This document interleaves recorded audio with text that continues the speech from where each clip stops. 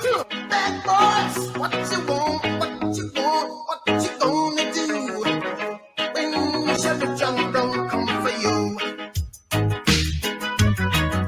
Tell me what you wanna do, what you gonna do. Florida man standing in his sunroof while driving his Cadillac down I-4. What you gonna do, what you gonna do when they come for you? Well, hello, everyone, and welcome to my channel. I'm Reina Creole, and this, of course, is the Welcome to Florida show where we have fun learning, cringing, laughing, feeling really good about our life choices when it comes to the second craziest state in the union. And we've got a great jam-packed show for you guys. Of course, we've got the crazy Florida memes. We've got the Florida Man story of the week, which you guys in the chat need to vote on. And for a little bit of history, we are going to talk about the French Hugenot explorer, settler, Protestant refugee, also known as Jean Ribault. So we're going to start talking about him. He is actually one of the French explorers in Florida. And yes, there were French explorers settling Florida, and Jean Ribault was one of them. So we're going to talk about him tonight. So before we get started, I'm going to bring in one of my fellow buds, which of course is Erica from Hanging with Erica and Roth. How you doing, my dear? Oh, progress. Popped 120 bags of popcorn this evening and bagged them up. I tell you, you are a machine.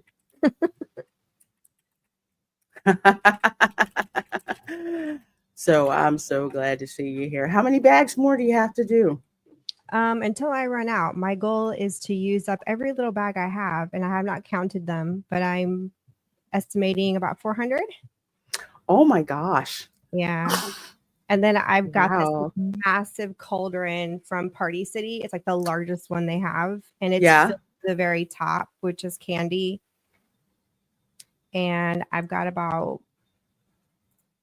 not quite 200 fun dips to also hand out, glow sticks, slap bracelets. Oh. Yeah, I bought that stuff over the summer. Like I was buying little by little over the summer and stockpiling. Yeah, I plan early. Oh my gosh. Yeah. You got to do it, especially if, you're doing. Well, the stuff isn't cheap. Awesome So everything's gone up in price. Before the shutdown, I had people in the village complaining, I'm already $500 out on candy, and I don't think I have enough. And people are like kind of panicking, like, this is getting ridiculous. This is expensive. Like, does anybody have any other ideas on what to do for Halloween treats other than candy? It's gotten so expensive. Yeah, I saw candy prices. I'm like, what? Yeah. I could not believe it. I went on samsclub.com and priced the same bags they sell out here, but Sam's does have larger bags. So was the 370 count here was like $41. At Sam's Club in the States, it was 400 some odd count of the same type of candy, just a larger quantity for like, I think it was like $28. And I'm like, that's not fair. Whatever happened to us being overseas getting like these discounts? But I think it's a scam. I'd have to agree with you. BX, it's cheaper stuff over. I'm like, no, it's a scam. Y'all are scam artists. No trick or treat. Erica's got the good stuff, going on over there. So, yeah.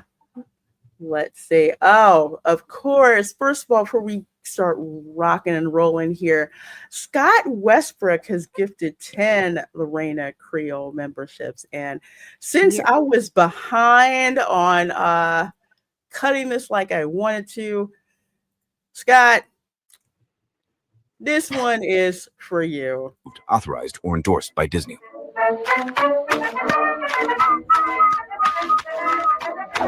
Front horse.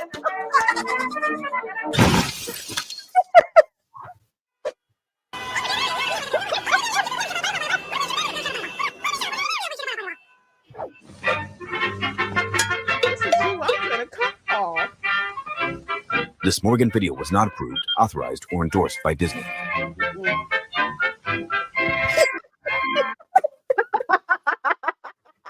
This That's not gonna get. That sucker will never freaking get old. I have got to clip it. So thanks, Scott, for gifting those 10 Reina Creole memberships. If you got a membership from Scott Westbrook, please do tell him thank you very, very, very, very much. And hopefully Mickey's truck boat won't run into him. Let's see who else we got here. We have got Tom F., one of my wrenches. He's at Hallis Scream tonight. So enjoy. Can't wait for you to report back on Saturday's show, Resort Recon Live. Can't wait to hear about that. Let's see who else we've got. We have got Alan in the chat. I both do and do not want to choose that thermos/exit ramp story in the poll.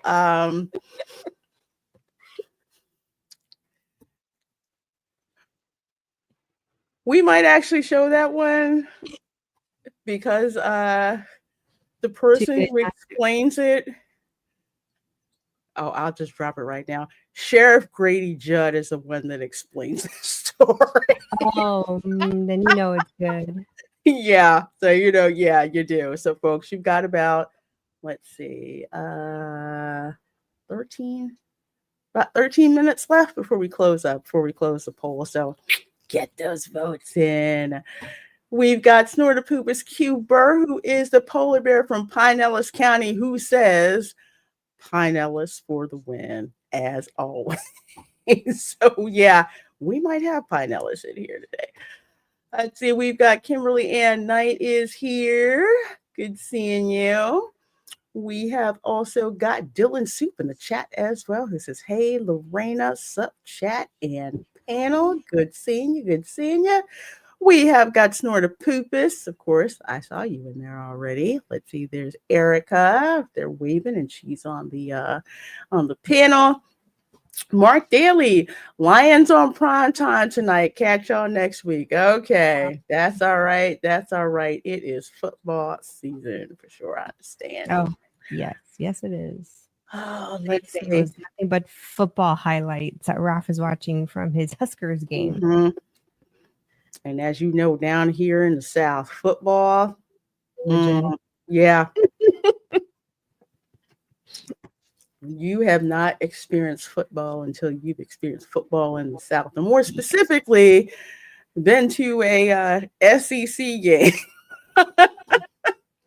Yeah.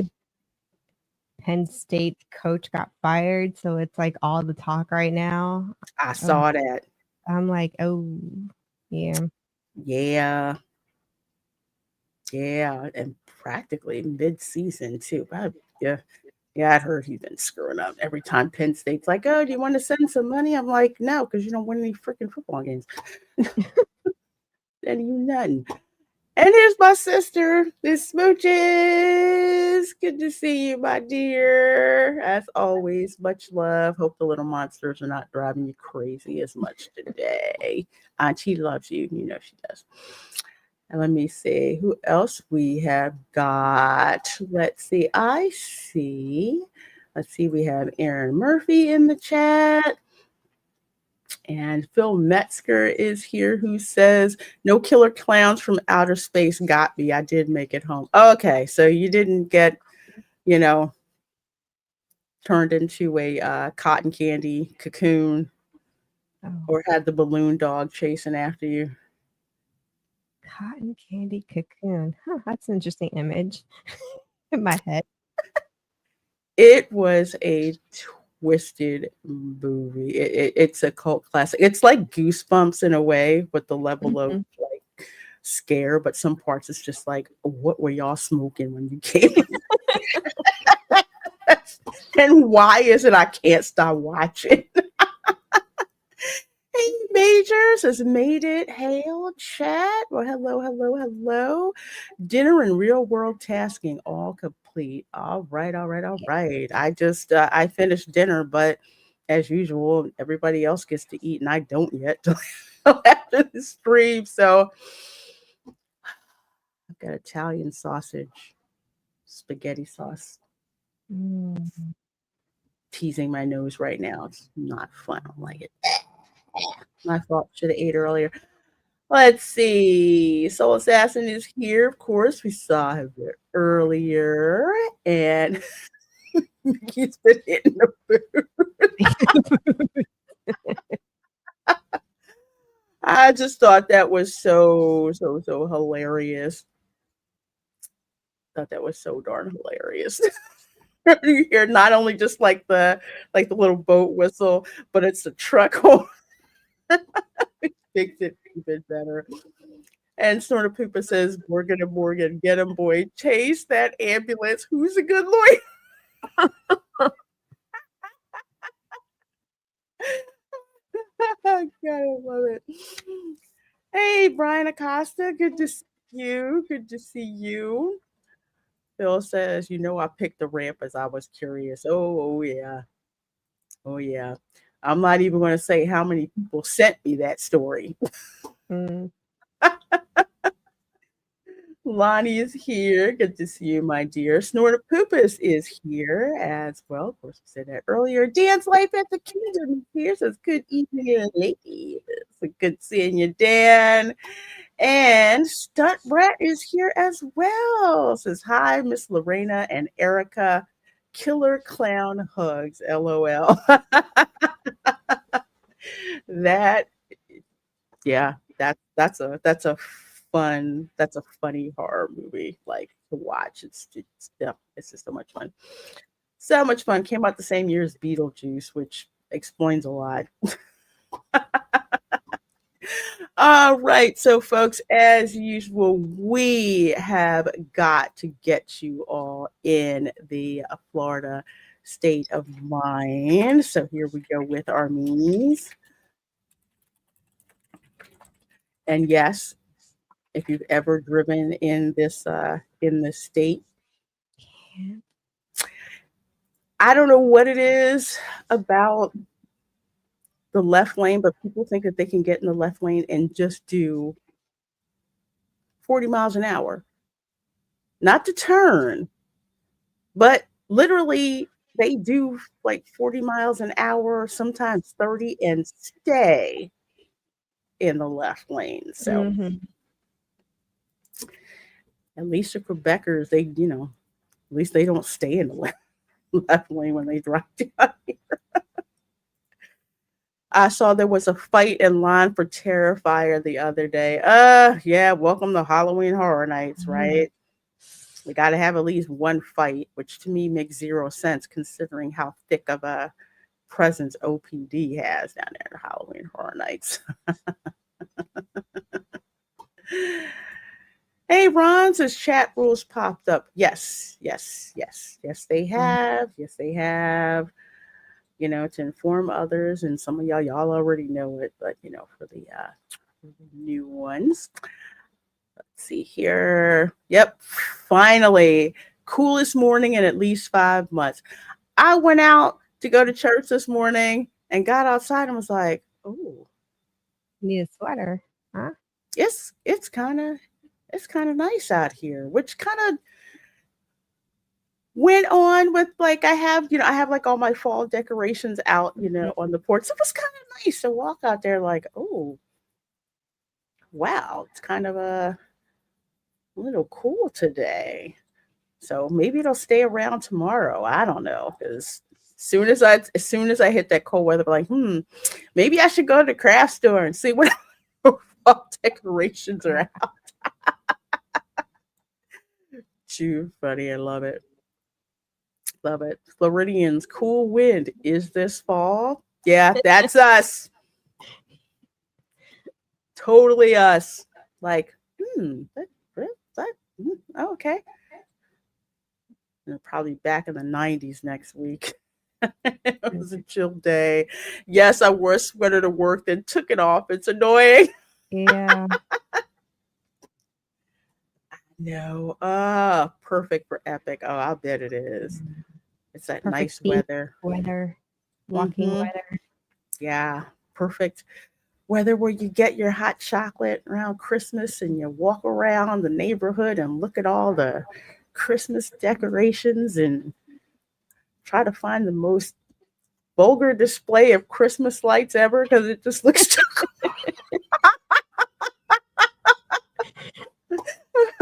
It just is.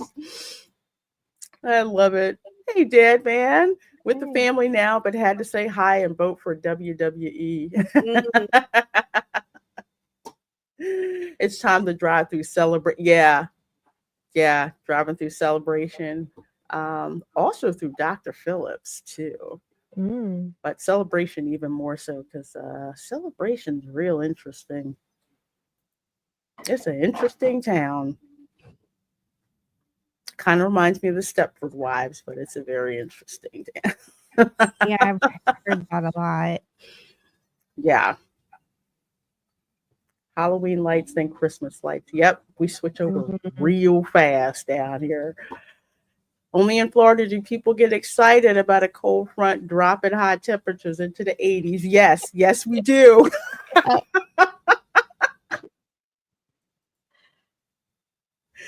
We're like, this is great. This is the kind of weather we moved down here for. There you go, Jogi. The kind of weather where you send pictures back up north. How cold is it up there? Oh, it's only 70 here. They're like, I hate you so can feel much. the difference from like 90 to 80. You feel the difference. And you're like, oh, 80. Yes. It's not 90 or 95. Ooh, it's like I might not even have to turn the AC on. I just open the door. Professor X is like, I don't have to go through the plastic curtain held together with the magnets to go out of the port. That's what I have, like, for him to go outside on the patio. Yes, that's what Floridians call relief. Yes, we do. My Florida dream. My Florida watch. So funny. That boat does look like an iron. It does.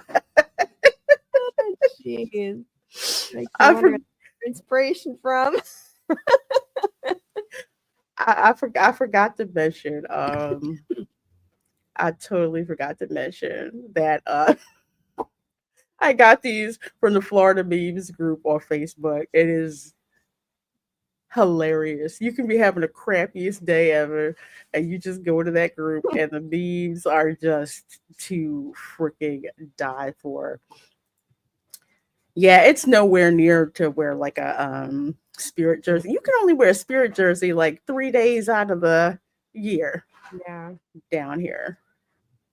It's like it's nuts and real awkward when you go to the character warehouse and all those Spirit jerseys are there. We're like, we're not buying those. Not at all. It's freaking hot. Short sleeve versions of them. They, on a rare occasion, they'll have them, but very, very rare. Oh, I need to know the story to this because I'm guessing. What kind of support animal is that? Because Publix will not let you bring pets in anymore. So what kind of service animal is more like in what year was this taken? I know, and donkey. It does. Or like one of those, they actually have like those miniature ponies. Because when you drive to St. Augustine, I forget which route it was, but you pass like this little, I don't know, it's like a little farm, and they have like these little miniature ponies. They're just out there running around. you know. We've got one in our village. They own like 3 ponies. They're so cute. But we can't pet them. Apparently they bite. No. Oh, dang. Yeah, there's a sign. No trespassing. I bite. Snort says I am my own service animal. Ron, I possibly. I just know, I just know that one place near St. Augustine. It's literally like a miniature pony farm. They're just out there living their best lives. And I'm just like, okay, I'm just trying to figure out which Publix this is. This is probably some Publix in the middle of nowhere. That's what I'm thinking. Kind of like the Walmart in Alachua County, where no one will look at you strange if you roll up riding a horse, because there's so many horse farms that are out there. No one's looking twice. Like, yeah, huh? Mm-hmm. Yep. Like, hit your horse up, and there you go. Yeah, dream of living in Florida. The reality of living in Florida. That is very true. The traffic, it's not as bad as Los Angeles. I will say that. LA traffic it's insane, and Governor Newsom isn't making it any better. If anything, it's making it worse. But yeah, Florida. Oh my gosh, I-4. Ask the Thunderdome. It's either Mario Kart or Grand Theft Auto, depending on what's going on. Insane. That's equally true for Malibu. Yeah, Malibu too.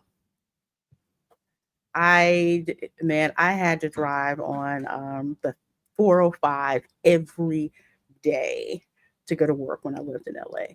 The 405 from the Valley down to Culver City.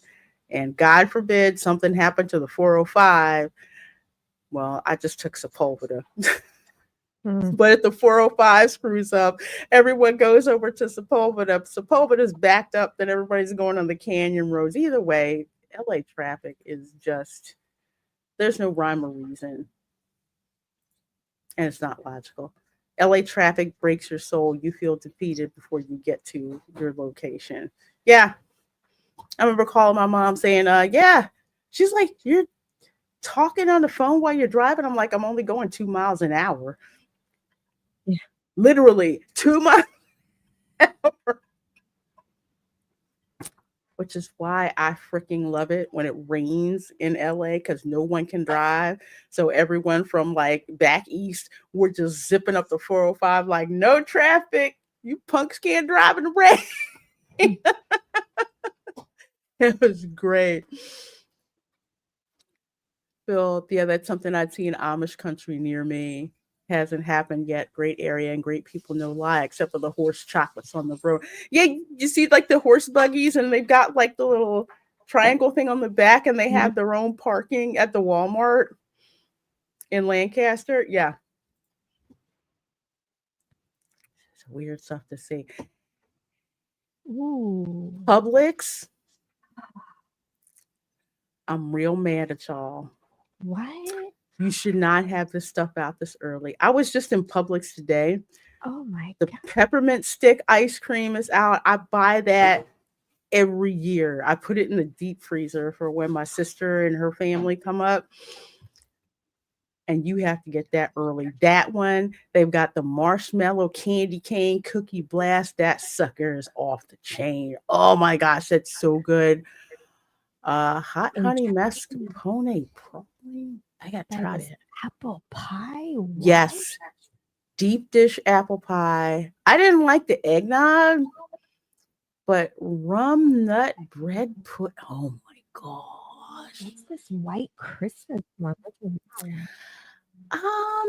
It has like coffee, like espresso. It's like coffee, espresso beans in it. Yeah. I've had it before. It was good.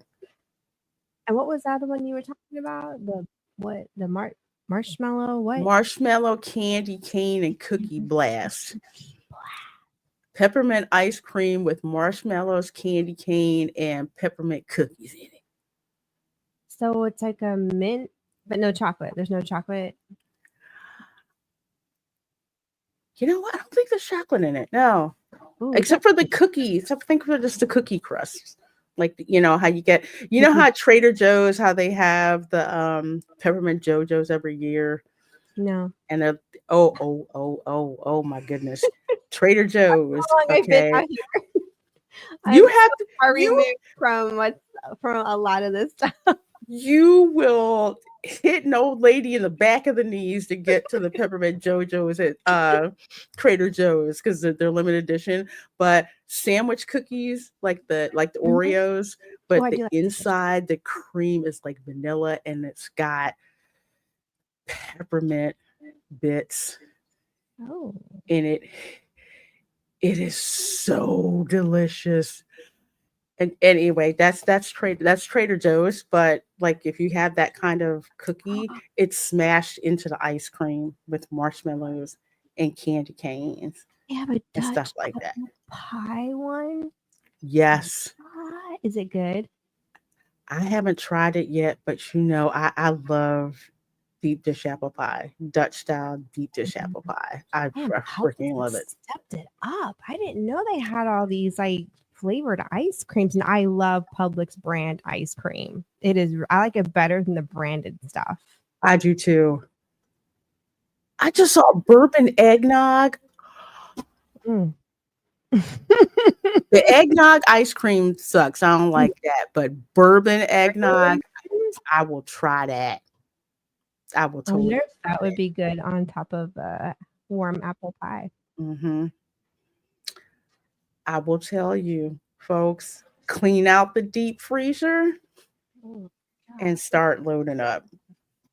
Especially when they go on sale. I think they're like $6 a piece for half a gallon, and then they'll go on sale usually like 2 for $10 at times. So yeah, people are ready to just like bring it. I need them all. Oh, also, if you go to the chicken guy in Disney Springs, they use Publix ice cream in their milkshakes. No way. I saw it.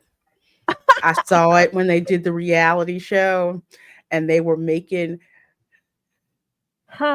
those milkshakes at Chicken Guy. They will tempt me. Almost makes me want to risk it. They look so darn good. It is crazy how good they are. Dang. I'm sure gingerbread is there. Yeah, probably. I think they had one last time, but I'm circling around because, like I said, today I saw a couple of them. So they've had gingerbread in the past as a flavor?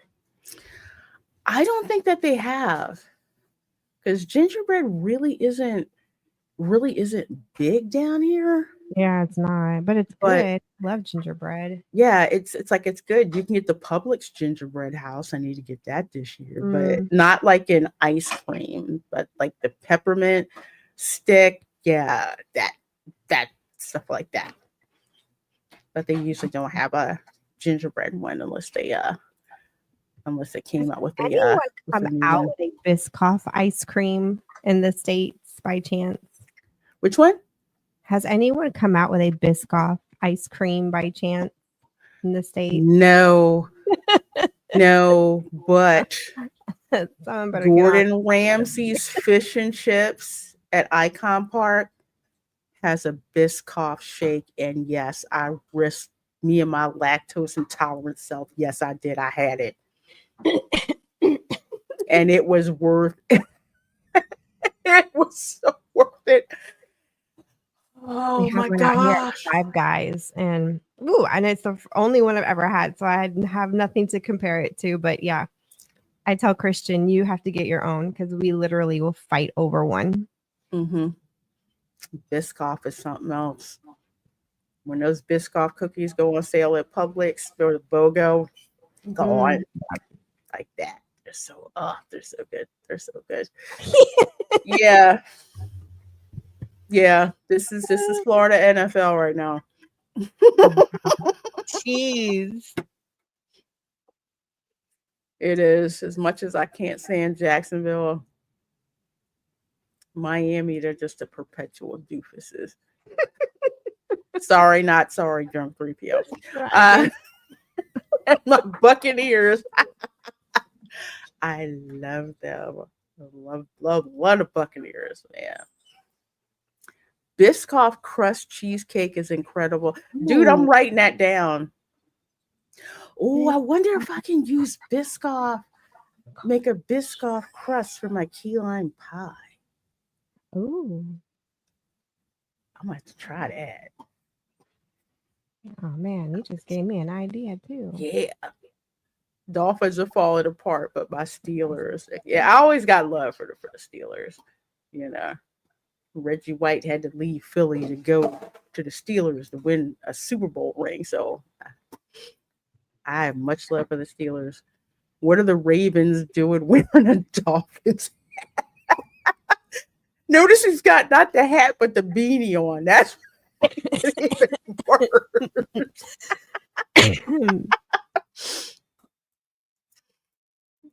Just sub out the graham crackers. Yeah, that's what I'm thinking. I'm trying with Biscoff instead. I'm trying to do something a little bit different. Cowboys lost today. Oh, goodness. I wish I could feel bad. I can't stand the Cowgirls. I don't know much about them other than just the cheerleading team. You hear more about the cheerleaders than you do the team, I feel. And they got like their own Netflix series apparently, like yeah, I saw that. I'm like, wow. You didn't say so fast. It is never redundant.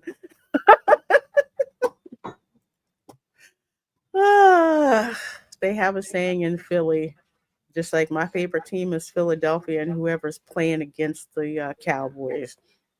That's what they say. And this is Sean Parker, one of the Buccaneers. Says in Florida, a man with an unwashed ass driving a dent-riddled Ram 1500, 37 dings from 37 separate collisions will ride your ass on I-4 because you're not riding the guy's ass in front of you hard enough. Oh, gosh. Yes. Yeah. Freaking hate that. It's like, come on now, daggone it. Hey, Andy. I'll take just secrets for cheesecake. There's no light at the end of the Cowboys tunnel. No, there is not. And there never will be. Hey, Sonia. All right. Let's see. Yeah. F it.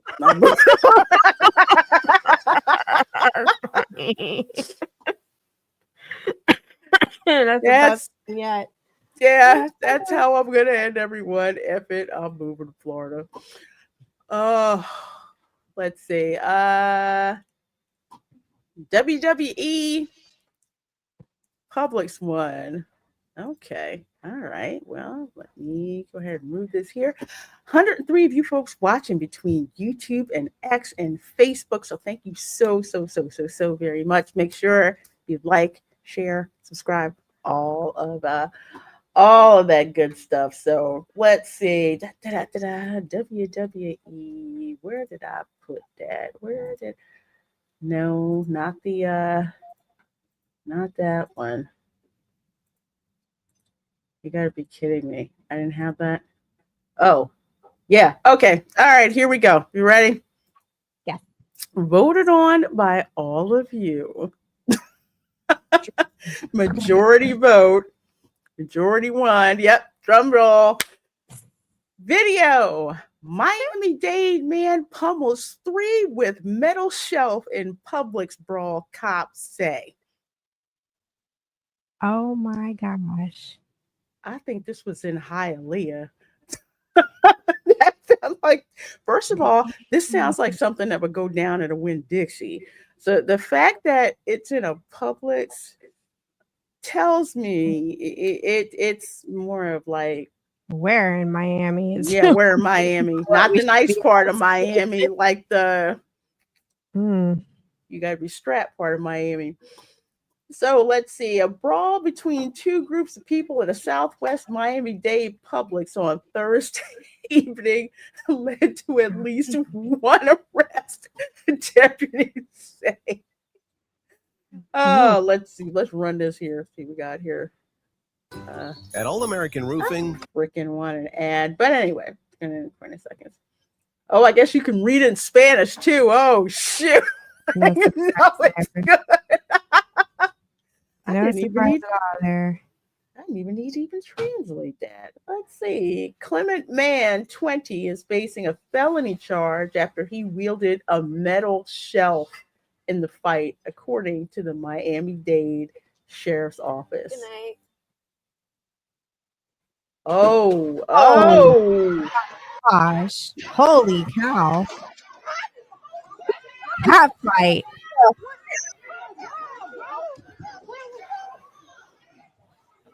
Jeez.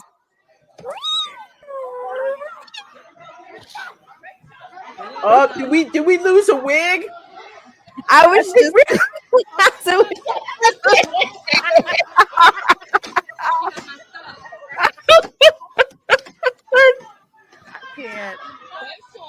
I can't. Oh my gosh. What on earth are they fighting over?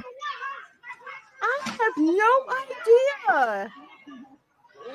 There's Somebody the could have shelf. looked at It's just like somebody could have.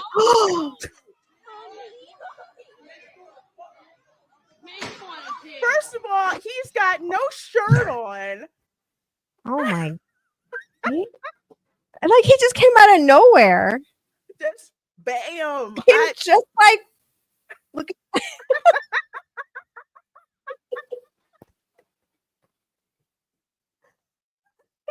Soul Assassin, that was a straight up no weed.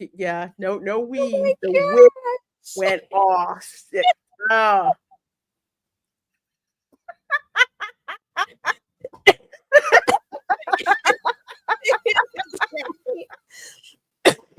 Oh goodness.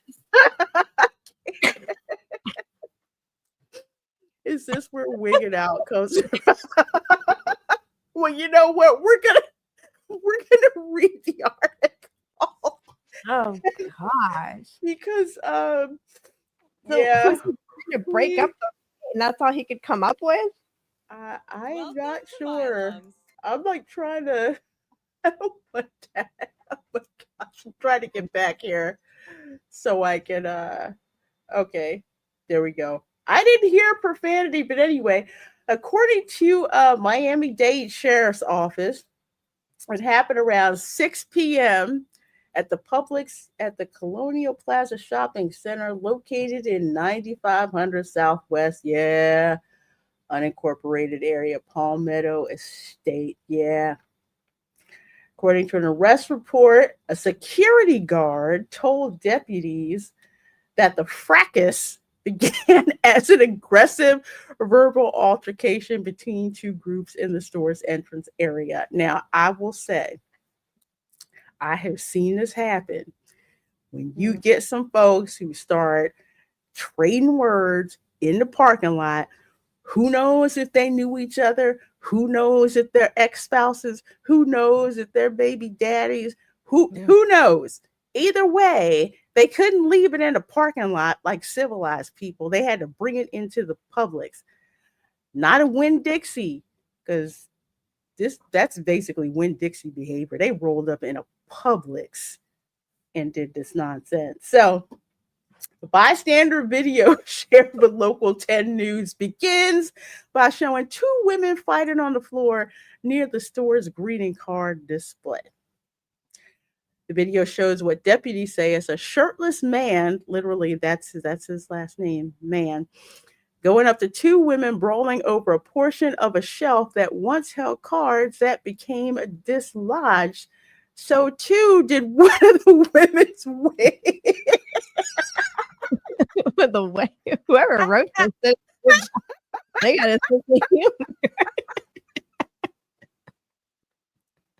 We gonna watch the video again because that poor wig. Oh my gosh. In the midst of the altercation and using it to deliver 3 separate blows as the women continue brawling. I'm wondering if he's related to one of them.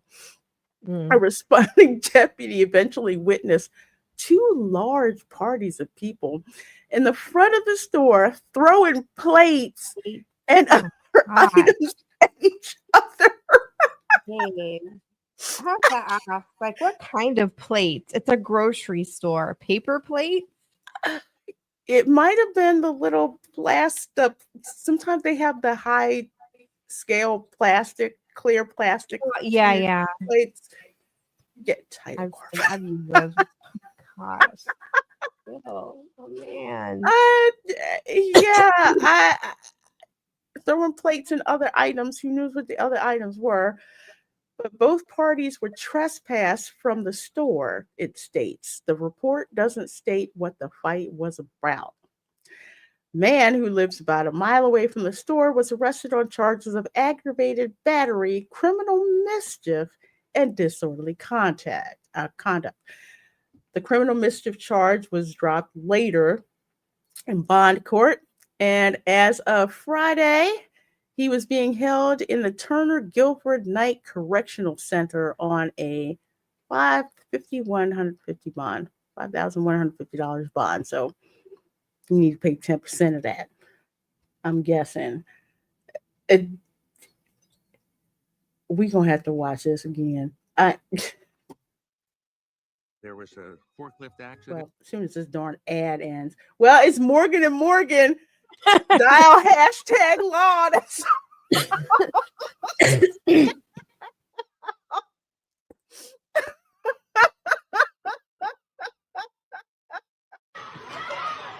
Okay. So, all right. So she's roundhouse kicking this lady. Damn. She's throwing punches. Okay. Watch that. Yep. There goes the greeting card. There goes the hair. Yeah. Yep. We have lost the wig.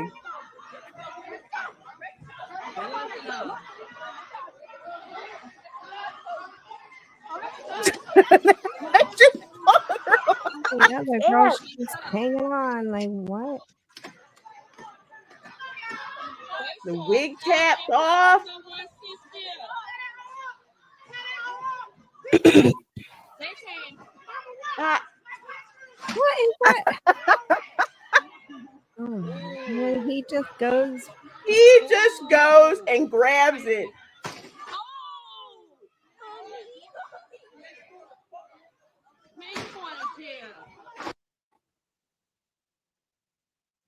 Well, did you hear the latest that Publix is allowing open carry?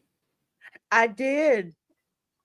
Perhaps if there was open carry, this wouldn't have been happening at that particular Publix. I'm just saying, I mean, usually people are pretty chill. What's interesting is that my ex-husband is a store manager for a Publix. Oh, really? And I don't know if he's a gun owner. It wouldn't surprise me. He grew up hunting and all that stuff. Mm-hmm. Wouldn't surprise me. Would not surprise me if he goes to work, packing. Not in my store. I could totally see it. Be like, yeah, try me. And he's that kind of country boy. Folks, you know what? Don't do this stuff. Don't do this stuff in Publix. Keep it at Winn-Dixie where it belongs.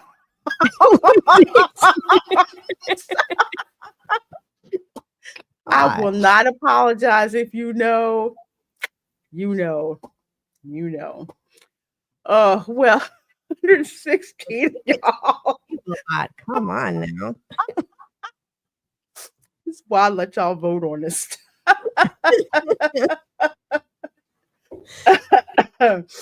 So anyway, so yeah, we're gonna move on to Jean Ribault. So the reason why I bring this up, there is a school, Jean Ribault High School, but if you're from Duval, you call it Ribault High School. Actually, my dad went to high school here. I had no idea who who, the way my grandma said it, Jean Ribault.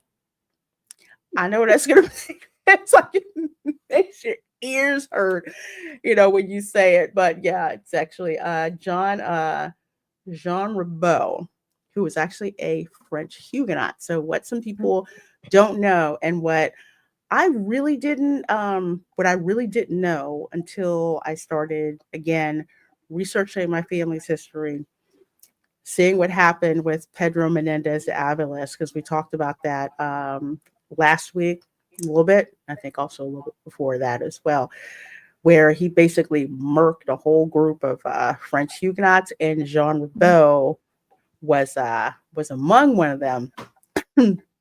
Because what the French were doing, and to be actually, I'm going to flip over here a little bit. So the French were actually trying to colonize Florida, and to be specific, French Huguenots, to be even more specific, French Protestants.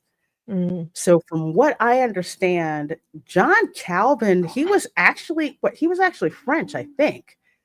So I have no clue. yeah, I didn't either until I read some of this stuff. I'm actually gonna play a video. There's a whole site about this. Last name Calvin.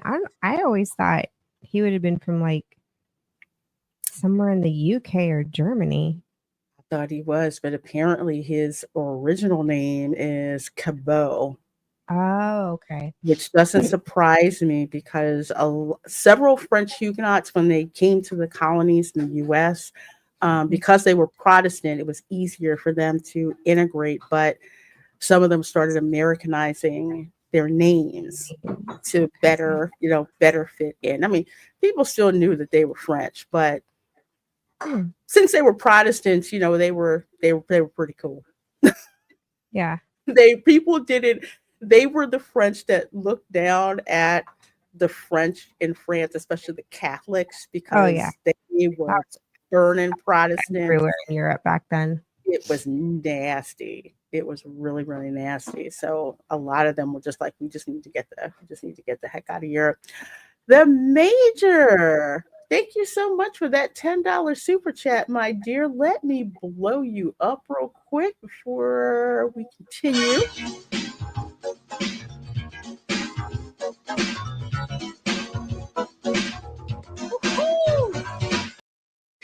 Major says, my paternal line started out as a French Huguenot mercenary captain serving William of Orange. Yeah, that makes sense.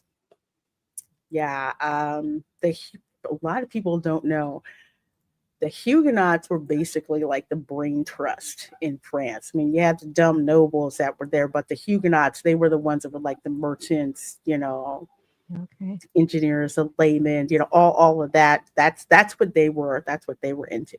So yeah, some of them became mercs for the English because, again, they were Protestant, and Queen Elizabeth of England, of course, was Protestant. So she gave a lot of them sanctuary. So thank you, Major, for that. Appreciate that. And there's my brother-in-law, Ray, said, let's have a 10,000 followers party at Christmas. That would be freaking awesome. Yeah. I would love that. Love it, love it, love it, love it. So, again, I've got my family history up here because Don Francisco Javier Sanchez. Okay, so it's already been proven DNA-wise I'm related to the kids he had with his white wife, Maria del Carmen Hill. She was from Charleston. Her father killed a man in Charleston.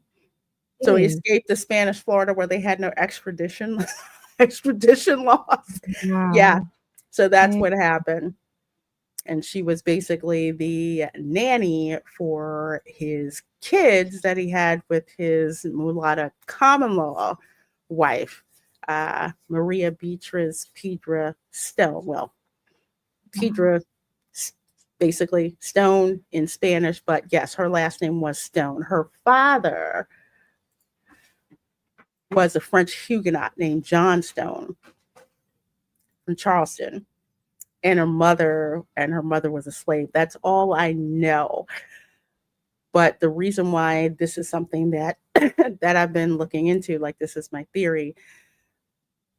Maria Beatrice was actually, her father sent her to Spanish Florida after the Stono slave riots in Charleston in order to keep her safe. So she went down to Fort Mose, which is the first free Black settlement in the when what became the United States. And of course, that's where, Don Sanchez hooked up with her. It was not, how would they put it?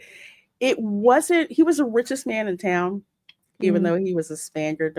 Florida-born Spaniard, English didn't trust him, but he was literally the richest man in town. But it was not socially advantageous for him to marry her, which is why he married his white wife. However, he legitimized all of his kids, which was like unheard of. So, and like his kids, it's like his, mixed race kids were godparents to like his white kids. It was a very harmonious situation in a way, but pretty much par for the course in the Americas. Usually you'd have the dude who was of Spanish descent. He had a Black family and a white family. More often than not, that's been the case with what I've been finding out. But anyway, finding out that her father was a French Huguenot, I'm like, oh, okay. So you have Huguenots. Who exactly, are they? So there's this really cool website. I can't even do this any better than this particular site, which is jeanribault.org. It's really, really cool. Hey guys, so who is Captain Jean Ribault and the Huguenots? Well, if you love history, you're going to love this story because it's one of those lost secrets of American history things that's super interesting. So 50 years before the famous Pilgrims landed up at Plymouth in 1620, Jean Ribault and the Huguenots were down here in Florida for the same reasons. So I'm going to pause that for a minute. Again, I also descend from the Mayflower Pilgrims. Some people believe, and they say that the Pilgrims, that they had religious freedom when they were in the Netherlands. Yes and no, because apparently there was some kind of treaty, and Darth Plato probably knows better than I do. I forget what it's called, but the Pilgrims were just like, well, what happens if Spain reneges and there's war again between, the Netherlands and Spain? So they had to find someplace else that they needed to go to have religious freedom. One of the places that they were looking at was Florida. And my 11th great grandfather, Governor William Bradford, basically wrote in his memoir, yeah, Florida, Spanish Catholics are down there. We do not need to deal with that. We are not going down there. So they went to Plymouth. So plus they also heard what happened in Jean Ribault too. So that work got around. In 1562, Captain Jean Ribault was a legendary French naval officer who explored the southeastern coastline of what is now Florida, Georgia, and South Carolina. He was a major figure in France's attempts to colonize Florida, and more specifically, to create a religious refuge for French Christians known as the Huguenots.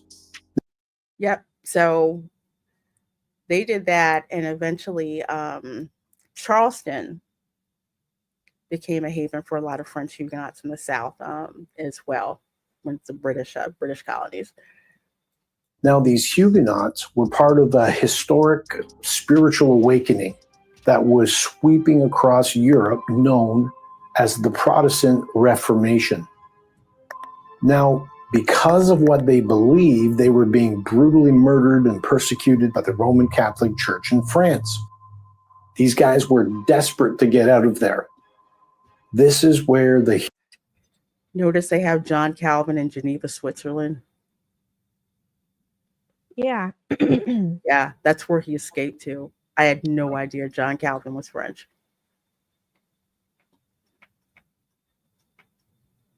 That blew my mind. You're referring to Edict of Nantes. Need to hear more. No, it was a different. It was a different. I think it was a different one. The Edict of Nantes. That, I think, when that ended, that's when the La Rochelle siege happened. I'm thinking of something else, and I completely lost my train of thought about what I must say asking about before. But yeah, the William Tyndale, the Tyndale Bible, Tyndale Press. Yeah, that's another martyr. So all these guys, well, except for Martin Luther anyway. hero, Jean Ribault, steps up into history. So in response to the suffering that was going on, he leads an expedition from France to Florida to find new homes for these Huguenot Christians to live. Now, unlike the Spanish conquistadors, he didn't come for gold or he didn't come for slaves. In fact, Jean Ribault didn't own slaves or enslave any native people during his voyages here. Captain. Well, that's because Spain had a different objective when they did. Spain was out. They talk about the conquistadors. Another thing people have to understand, a lot of these conquistadors were not rich. They were not rich. They weren't nobles. So the best way they figured they could make their fortune was to go to the New World. God, gold, and glory. Those were the whole, the entire three. And Spain initially, remember, they tried to enslave the natives. And when that didn't work, they went to, use African labor instead, because the nobles were not doing any kind of manual labor. None whatsoever. So that's different from the Plymouth colony settlement. That one, they were like, you don't work, you don't eat. And they took that seriously. Yeah. They're like, you got to work. Edict of Fontainebleau. Yeah, that's the one I'm talking about, Darth Plato. Yeah. Yeah. Jean Ribault came to the New World to found colonies where Huguenot Christians could read their Bibles and worship God in peace. Now, this all happened in 3 separate voyages in the area around what is present-day Jacksonville, Florida, in the years 1562 through 65. Well, unfortunately, the expedition doesn't end very well for Captain Ribault and the poor Huguenot colonists. On his last voyage, Ribault, 300 of his men are shipwrecked and massacred by the famous conquistador Pedro Menendez. Remember, we talked about that. Pedro Menendez Avalos. Yeah. He basically, I think in one of his writings, someone who had transcribed it basically said, if they're Lutherans, we're going to kill them. But if they're Catholics, we'll show them mercy. Yeah. He then attacks the Huguenot fort called Fort Caroline near Jacksonville and massacres everybody there as well. You see, Menendez hated the Huguenots because of their religious beliefs. And the fact that they were from France just made it all that worse. Yeah, because you want to talk about some haters. Spain didn't like France. England didn't like France. And honestly, the more I hear about what France did to the Huguenots, I really don't freaking like them. It was bad. If you ever as I was reading up about the siege of La Rochelle, that was nasty. What happened there? Ribault and his men were captured on that shoreline near St. Augustine, Florida. They were commanded to either renounce their faith or die. Jean Ribault bowed his head and chose death. He gave his life for his faith in Jesus Christ. Ironically, despite all of his efforts, history records that the legendary Jean Ribault never really found that religious liberty he was working and searching so hard to find in the New World. It seems the very religious persecution he tried to escape in France had searched him down and found him on a beach near St. Augustine, Florida, and cut off his head. Yeah, cut off his head, quartered him, and as you saw a bit really before, put it all around St. Augustine. Like those gates that we've seen. Yeah. Whew. I would not have wanted to live in that era. That was something that they, that they did to enemies, because it's interesting. So again, back to my Plymouth ancestors, Governor William Bradford, when he married his second wife, Alice Carpenter Southworth,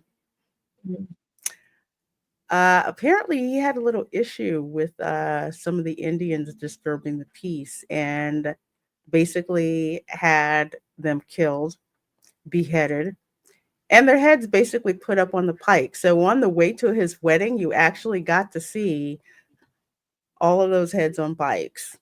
Jeez. Yeah, it Oof. was pretty messed up. Yeah, Darth Plato. That's exactly what I'm talking about. The Peace of Augsburg. Yeah. So it's like they escaped England to the Netherlands because they were persecuted in England. They barely got over to the Netherlands.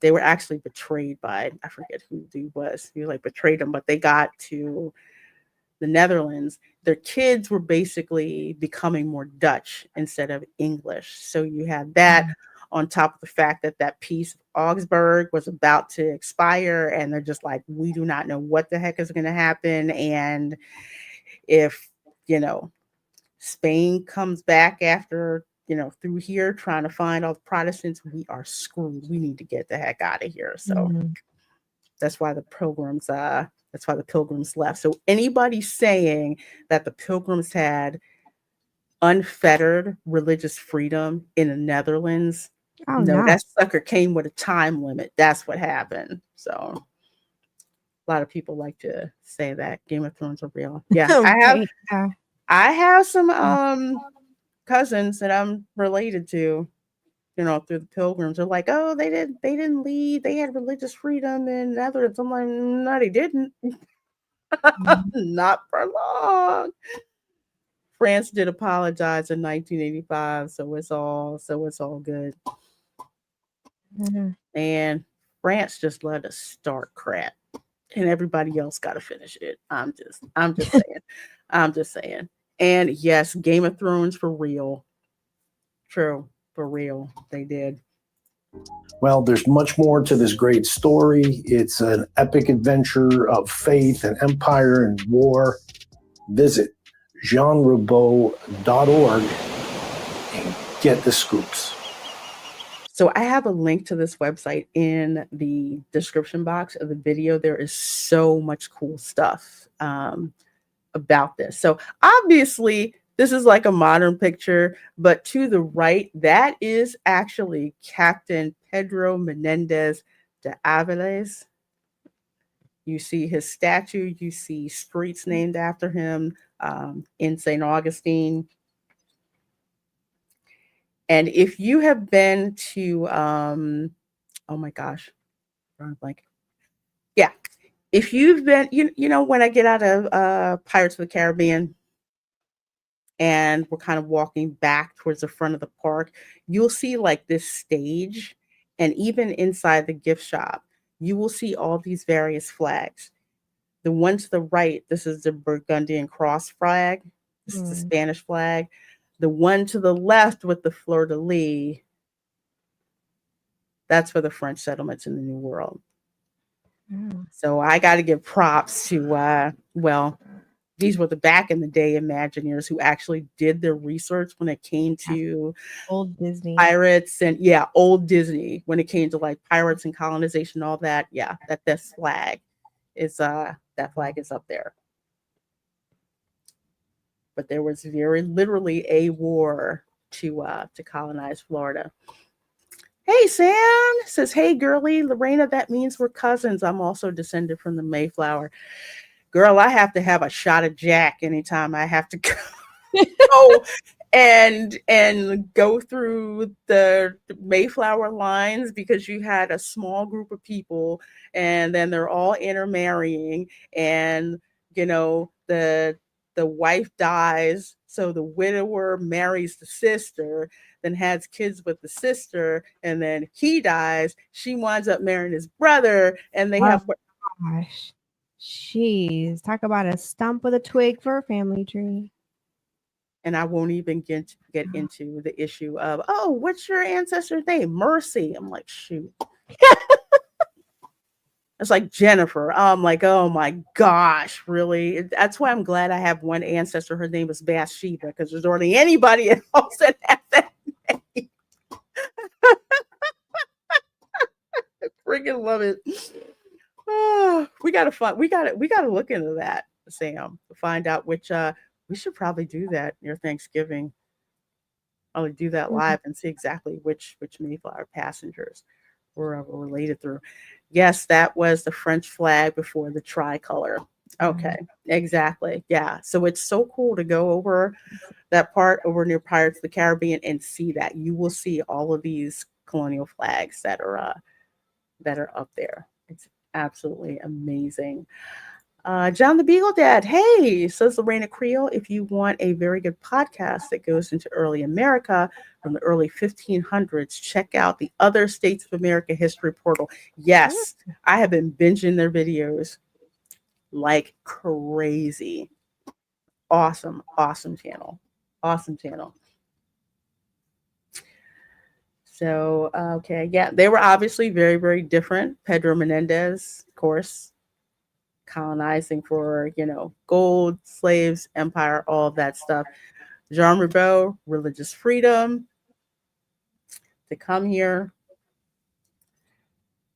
And yeah, when he massacred Jean Ribault and his men, but although I have to say 2 of them escaped, if I remember correctly, he let 2 of them live, because I think one was a tailor, which they pretty much needed because Spanish had wool uniforms. And I forget what the other one was, but they kept those 2 alive, because what happened was when Sir Francis Drake came back around, apparently these guys got away and they told Drake what happened with Jean Ribault.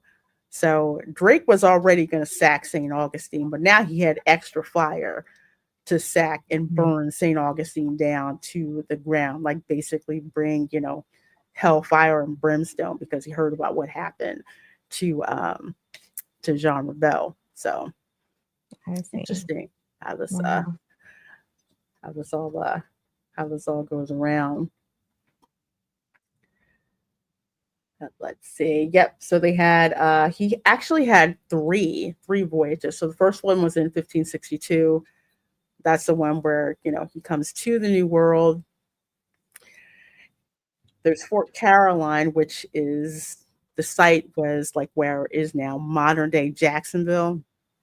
The second one that he did, and that was in the second voyage when he went back. There's actually, let's see, what is it called? It's called dang it, I said Fort Caroline. Yeah, Fort Caroline, which actually was the site of Charlestown, not the English one. The English Charlestown was further north. This Fort Caroline, do you know what that is the site of right now? Mm-mm. That is also known as Paris Island. And what's on Paris Island? Marine Corps boot camp. Yep. So once they burned the French out, the Spanish settled it as Santa Elena. So if you go to Paris Island today, you can see the Santa Elena. They have a whole history center. That Mm. yeah, that's Paris Island, Mm. which is very very cool. They should check out. Besides all the Marines walking around, but it's gorgeous because it's an outlying island. It's Mm. not like on the mainland. It's gorgeous, and you can just get to it. If you go to Savannah, it's literally right over the river from Yeah. Savannah. Great drive. You see like all the sea islands. It's so cool. That's out there. But yeah, Paris Island. Jeez. But the Charleston that we know of, the British American colony that was up further north. Let's see. He got imprisoned in England. She did. He got imprisoned in England. They thought he was a spy, but eventually they let him go. That seemed to be par for the course. You know, you show up in England, they don't know who you are. We throw you in the tower, in the Tower of London. Like I said, I wouldn't have wanted to live back then. That was some No. barbaric times. They look at you wrong and you were doomed. It was really jacked up. Hey, the major. Oh my gosh. Take care of your back. I feel it. Back. That lumbar pain is no joke. Mm-hmm. I know it. Nope. Coligny was murdered because the king thought he was going to defect to the Dutch, who were at war with Spain, and he really didn't want to offend Spain at the moment. Yeah, it's interesting. That particular point in time, nobody wanted to piss off Spain because they were that freaking popular. You know, they were that popular. They were that rich, which is, why the likes of Sir Walter Raleigh, the likes of Sir Francis Drake were unofficially going around jacking Spanish ships. And not only just stealing their gold and silver and all that stuff, but also gathering intelligence at the same time. How strong the Spanish Armada, the Armada was. Certain maps. The Spanish had maps for certain routes that the English did not have. I see. Huh. And, in the days before Google Maps, you needed those because the maps would, especially if you go back and look at those really, really old maps, even if you go to Pirates of the Caribbean, as soon as you get out into the gift shop that they've, smashed down, there's a map that's up there.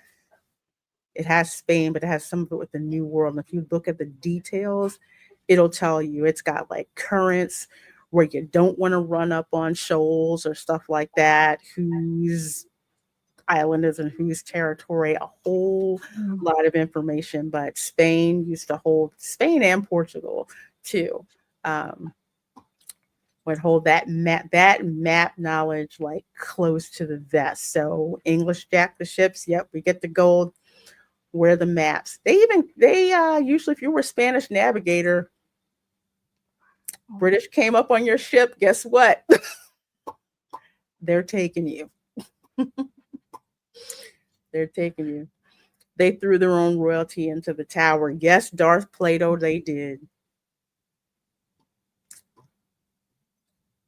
They did, especially for Anne Boleyn. The was it the Plantagenets? I think it's the Plantagenets.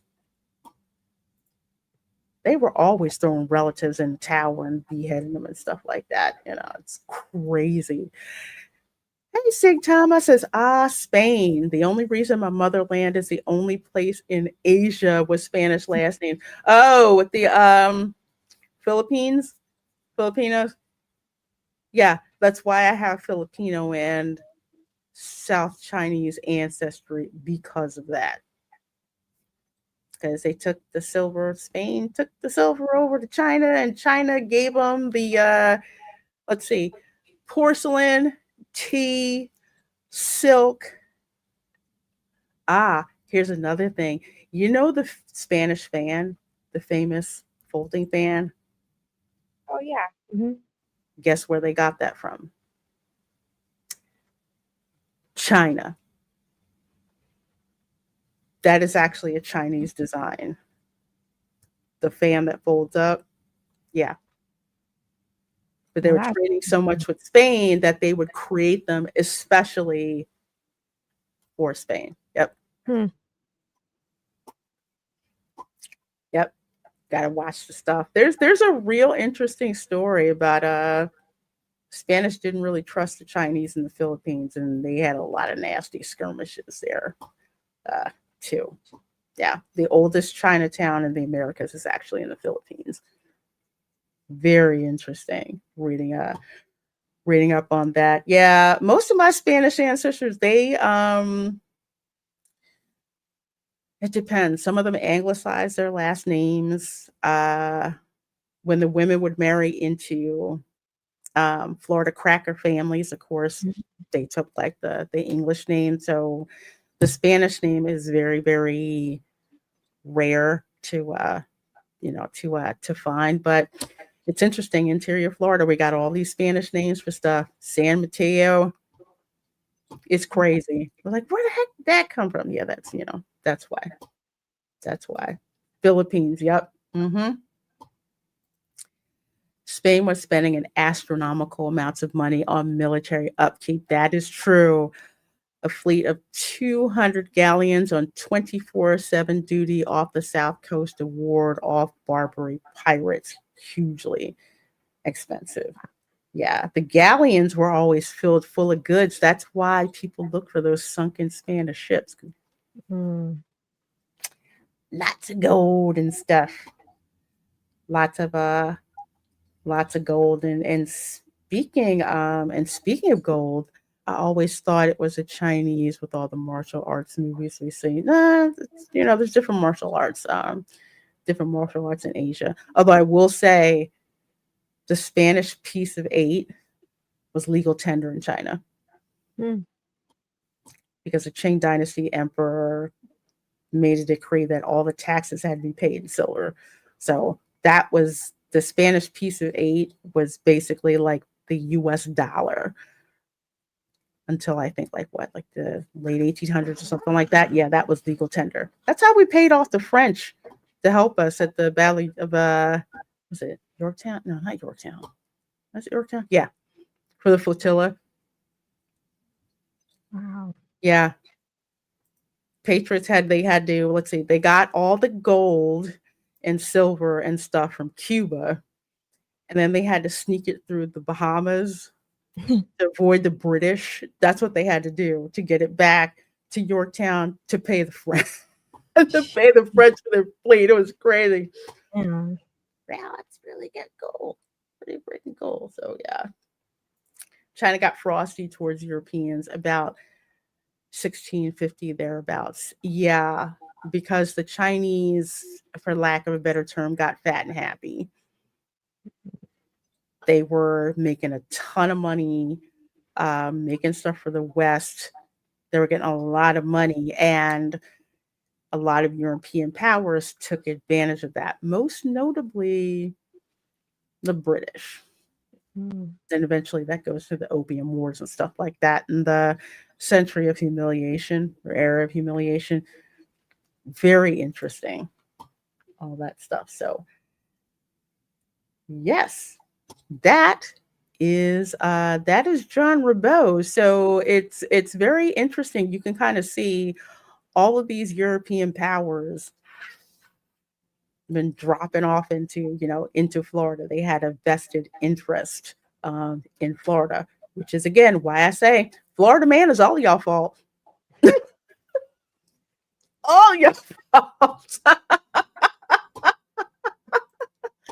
And the fall of the Mings. Yes. Yes, absolutely. I think about it, it's like you have a country where it's like, you don't have anything we need except silver. We really, really, really like silver. How much do you want? How much do you need? How much do you have? Again, how much do you need? Wow. And that was the deal. So The Spanish, they would get the gold that was, or the silver that was mined in South America, and have the Manila Galleon take it over to China. They bring it back, get all the money, all the goods, sold over to Spain. Where was Italy during all this turmoil? Well, the Italy that I know of from my family's history, the Kingdom of Naples, was basically governed by Spain. So that's where they were, which is why my Italian fifth great grandfather, he was in the service of Spain as a military officer. So when he got to the colonies, he went to Spanish Louisiana. So that's where he went. So Italy wasn't really, and Sam can correct me on this, Italy that we know today was not Italy back then. There were a lot of different city-states going on, and Naples, just further south, that was Spanish territory. And I think Corsica was too, I believe. Yeah, so Italy was not a unified country at this point in world history, and each section of Italy was run by a prince. Yes. And I think Naples, the whole, what was it? Machiavellian prince. Yeah, that whole thing. It's very interesting reading what was going on at that portion of Italy with the rest of the world. So yeah, lots of interesting stuff. So while we like to make you guys laugh and we cringe and stuff like that, we kind of like to teach a little history at the same time. Let's see. Sig Thomas says the Ming Dynasty was the last imperial dynasty in China that wasn't actually foreigners, real Chinese. Yes. Which was the one with the Mongolians that rolled up in there?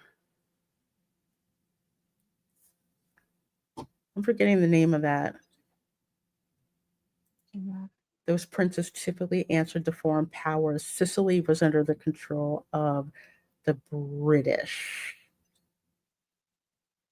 Yeah, because that was the island of like where the boot is. That's like where Naples is, and then that island across the water. That's Sicily. What happened to us Spaniards? We had the whole world literally before running toilet. Well, let's see. I can tell you what happened. The Spaniards pissed off the Creoles in the New World, because if you were a Creole-born Spaniard, basically they called you an American for the most part. You did not have the same rights as a Peninsulari from Spain. So any settlers from Spain who say, because Colombia, because this is a whole thing that happened with Simon Bolivar and why that popped off. Spanish, full-blooded Spanish came over from the mainland. They were, how would I say, the world revolved around them. They were imprisoning Creoles, taking their property, all of that stuff. The Creoles had hardly any rights, and the Spaniards did. So that's the part of what happened with the revolution. Spain didn't really want what happened in the U.S. to pop off in their colonies, but they hated the British more. So their troops were involved in the revolution. After that happened, Simon Bolivar, he absolutely adored George Washington, and things got worse. So yeah, that's what happened. Yeah, we turned on the motherland. That's what happened. That's what happened. Go read up on Simon Bolivar. There's a reason why I know about him, because apparently he went to the military academy in Philadelphia for a while. Yeah, that's how I know about him. The more you know. Yep, the more you know. That is true. That is true. Well, you guys are awesome. Thank you so much for hanging out with us tonight. Hope you learned a lot. I know I laughed a lot. Shoot, I shouldn't have laughed at that Publix video, but you know what? It was out there. It was freaking out there. So, Erica, what do you have going on and where can people find you, my dear? Oh, not a whole lot. Just popping popcorn, making treats. Yep. I got a few. I posted on X a few pictures of tonight popcorn. So that's as far as I've got. Anything. Ooh, I need to see it. Yep. I did a light ghost, like a ghost blue and a purple for this year's kettle corn. Okay. But yeah, that's at the moment. That's what's going on and stream hopping. Yeah, my channel, Pro's channel, all over the place. So make sure you're subscribed to Erica. She is a joy to watch on streams. As for your girl, let's see. Well, officially, I go back to work officially tomorrow, so I'm looking forward to that. I will see you all on Thursday, 7:30 p.m. Eastern, of course, for the Spice Lounge. We're going to be breaking down what's been happening in pop culture. I can't wait to see how much money Tron Ares, or is it Tron Ars? Is that what Critical Drinker called instead of Tron Ares? Sounds like I want to see how much money. Valiant Renegade, the whole thing on it tonight with Tom Connor was really here to do all the deep dive on the financials and stuff. But yeah, it's not good at all for Tron. No, it's not. It's not. I've hardly seen any advertisement for it. I didn't the biggest thing, what we do, red overlay over on the Tron ride. No, nobody freaking cares. Nobody really cares about that darn movie.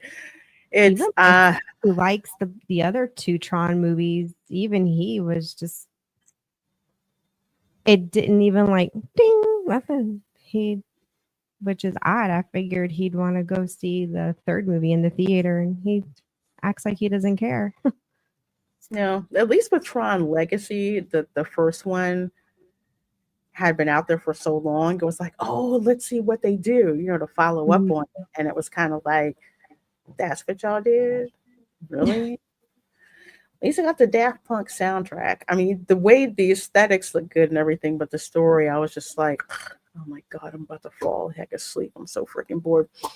And then Tron Ares shows up. It's like, well, we already saw what happened to Legacy. Why the heck would we want to go and see this? So going to be interesting. We're going to talk about that on Thursday. And of course, Saturday, 12 p.m. Eastern, Resort Recon Live podcast will bring you the theme park news of the week. So Erica's there, of course. Tom usually shows up.